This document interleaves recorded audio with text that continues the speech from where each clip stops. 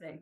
You brought up something for me that when my mom was going through the lung cancer battle, she said as a pastoral care, she worked in the hospital setting in pastoral care, Mhm. and Mhm. she was kind of like she was self-regulating, right? So Huh? she was self-regulating, like kind of expectations from the people outside of her, what she needed. Uh-huh. And she said, Mhm. one of the things that people forget that they really need during this process, and when we brought her home for hospice, this is also was also said to us, is touch. Mhm. Physical Yeah. touch is also Mhm. comedy is a relief and a hope you stay present thing. But touch is something Mhm. I hear it in old folks' homes too, where like Mhm. knowing like your existence matters, like just kind of feeling hands embrace you or arms embrace you makes the difference Mhm. in, because there's a psychological play here too. You have to stay strong, Yes. right? Yes. And when you can feel supported, you can feel like, but if you don't get that hug some days, Yes. you just need Yes. a hug. Oh yeah. Oh yeah. Definitely. Because one of the things is people don't realize that, and even I didn't in the beginning, is that when you're going through cancer, um, it affects every aspect of your life, Mhm. not just physically, but emotionally, spiritually.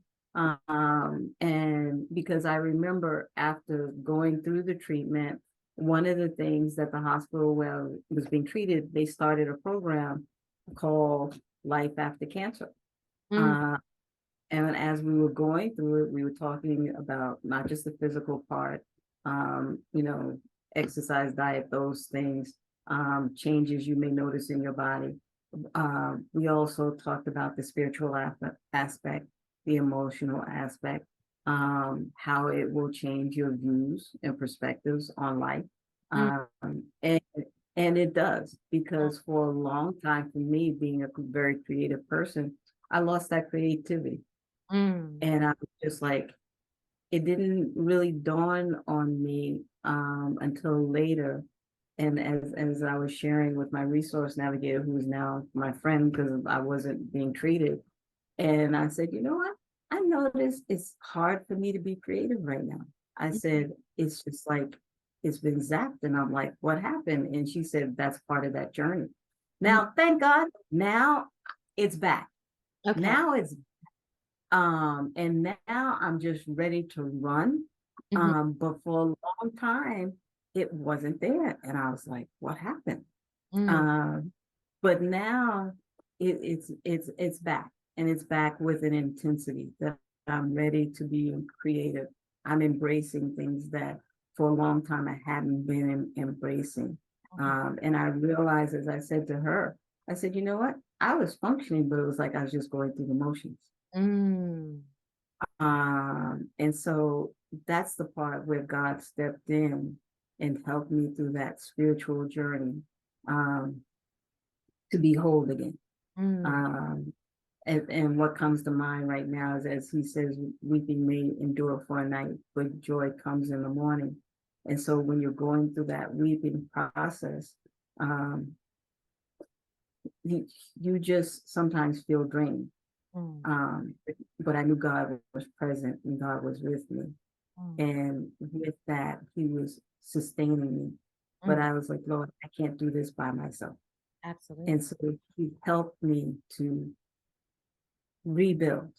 Mm, Uh, and so it started another journey mm, in my life.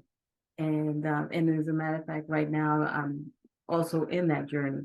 And so just to let people know that for everyone, your journey is a little bit different. mhm, And don't feel that, don't let anybody force you or push you, because everyone processes things differently, with things differently. Some things may come quicker than other, and other things will take a little bit longer. right. And that was the case with me. There were some things that, I bounced back, got back into the game, and just of life. Right. But then there were other things that took a little bit more time. And that was the part, my creativity took a little bit more time to start to flow Got it. the way it did before. And with that creativity, also God gave me a new birth. And Mm, what I mean new birth, when my creativity is now, in some areas it's being enhanced more, and then in some areas it's taking me another direction. got it. But I'm enjoying the journey and looking forward to the outcome.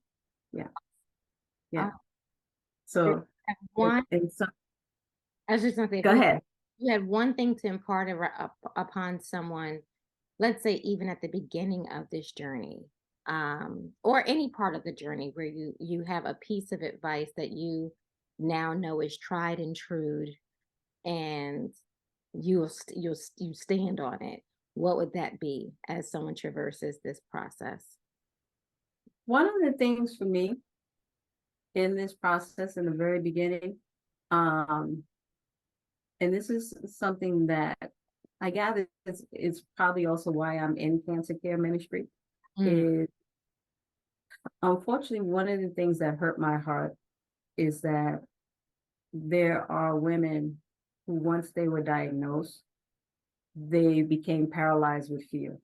mm, Because they became paralyzed with fear, they didn't do anything. hmm, And by the time they decided to do something, it was too late. And so there are women that I know of that, because of that, being paralyzed by fear, um, they're no longer here. wow. And so with that, I encourage people, um, reach out, you know, share share what you're going through with someone that you love, someone that you trust, Mhm. um, that you feel that you can confidently open up to. Okay, And don't be afraid to ask that person to go with me to the doctor. got it. And if that person doesn't ask to the other person who's hearing the story, say, look, I'm going to go with you. Right. Don't let that person go alone. And so I know even for me, um, when I first heard my diagnosis, Clifford and I were having a conversation. And I said to him, you know what? I said, there's some things I need to share with you. There's some things I need to tell you. And he was like, nope. He says, you are going to be around to help me raise these children. And I said, and I realized right then and there, I had to make up my mind. What was I going to do? Was Mm, I going to fight? mm, Was I going to sit still and do nothing? mm. And hear me, it wasn't that I was giving up, but I was just thinking, I'm being proactive. You know, if this goes a different direction, I want you to be prepared. And Right. he was like, no, we're not having that conversation. So, so with that, That's a I made, powerful statement of love and just yeah, trust in God, right? yeah, Like yeah. on one hand, yes, our brains are wired a certain way, so we have to get things in Mhm, order and be practical. But mhm. faith is not always practical, right? No, Faith is no. actually seldom practical. So So with that, I had to make up my mind right then and there. You know what? I'm going to fight. And because I made up that decision, I'm going to fight. He and I, this was the stand that we took, mm, that we are going to trust God. We're moving forward. And I remember when I met with my surgeon, and he was telling me, okay, Karen, we ran different tests. This is what's come back. We won't know exactly what direction we're going until you're on the operating table. And so he gave me the different options of what could happen. And so we said to him, and I said that, and I said to him, look, because he did explain to me sometimes when you're being operated on, they don't get it all the first time. mm, So they have to do it more than once. And then they were going to do a test while I was still unconscious to see if it had spread. Mhm. And he says, then that will tell us what direction to go. And so I said to him, you're going to get it all the first time, and it hasn't spread. And so he was like, yeah. And so by the third visit, he realized they actually believe what they're saying, because Clifford also told him the scriptures that we were standing on in faith, believing that I am healed. And so, having said that, after my surgery, I was still unconscious, and he went out to Clifford, and this was totally out of character for him. And he hugged Clifford, and he said, I have never seen faith like this before. He Mm, said, we got it all the first time, and it did not shrink. praise God. So, with that, don't let the enemy shake your faith. Mm, God says in his word, and I was reading it today, he says that his word will not return void. He watches over his word to perform it. mhm. And so that's our promise. We stand on his word in faith. And that's what we did. We stood on his word in faith, believing, not wavering. And yes, for me, it meant I had to go through. And I know there's some people who said, I don't want to do chemo. I don't want to do radiation. And I did both Mhm. after I was operated on. But even going through that, I still went through it knowing that, you know what? I'm here. Mm, I'm here. God, I know you given man the knowledge to mhm, do what is being done, mhm, but I'm here. mhm. And so with that, glory be to God, I'm here. Abs- And that was 2012 Wow. when I was diagnosed. Yeah. What a testimony. That's awesome. So yeah. So that I'm trying to think, is there anything else that you and I talked about? I made some notes here. um, and the only other thing I made is, notes too. yes. So if you've got questions, the only other thing I can think of is one thing you and I had talked about is that you will have some rough days. Mhm, I had some rough days. As the doctor said, it will hit me when I least expect it. And mm, there was a day that I was supposed to go to the doctor. It was a rough morning, mm, and I called them up and I said, you know what? I'm going to be there, moving a little slow this morning. And they said, get here when you can. mm. But I had made it in my mind, I was not going to dress the way I felt. Oh, And yeah. so I wasn't, dressed to the nines or whatever, but I refused to dress the way I felt. Right.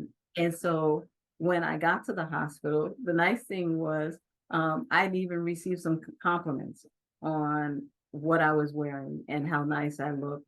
And I shared the story, and one of the medical staff said, you need to tell your husband he's got to buy you a feel-good wardrobe. We all busted out laughing, and but it made me feel good. um and it just changed your whole outlook, Right. because when you look at yourself, it's like, okay, I'm not wearing frumpy clothes or whatever matching how I'm feeling. No, I was like, no, we're not gonna do that. And so I felt good, I laughed. And as the day went on, I felt better. Nice. So just little tidbits like that.